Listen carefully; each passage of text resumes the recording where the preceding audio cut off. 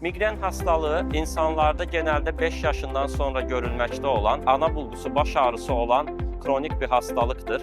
Baş ağrılarının özellikleri yarım veya tüm kafada olması, zonklama tarzında olması, ağrı sırasında hastaların birçoğunda ışıktan, səsdən və kokudan rahatsızlık duyması, bunun dışında ağrıya genelde şiddetli bulantı ve kusmanın eşlik etmesidir. Ağrıların normal ağrı kəsicilərə yanıt verməməsi nedeniyle hastaların hayatını ciddi etkilemekte, hem de hastalarda iş günü kaybına neden olmaktadır.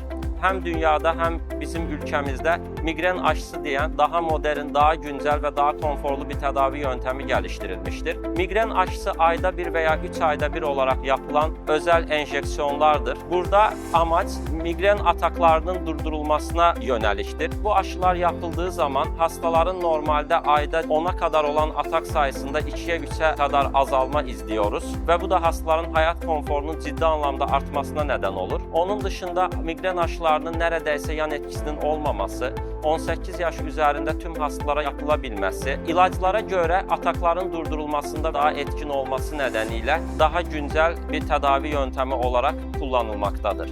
Migren aşıları diğer tedavi yöntemlerinden hem daha etkili olması, hem yan etkilerin daha az olması, hem sadece ayda bir veya 3 ayda bir yapılması nedeniyle doktorlar ve hastalar tarafından daha fazla tercih edilmektedir.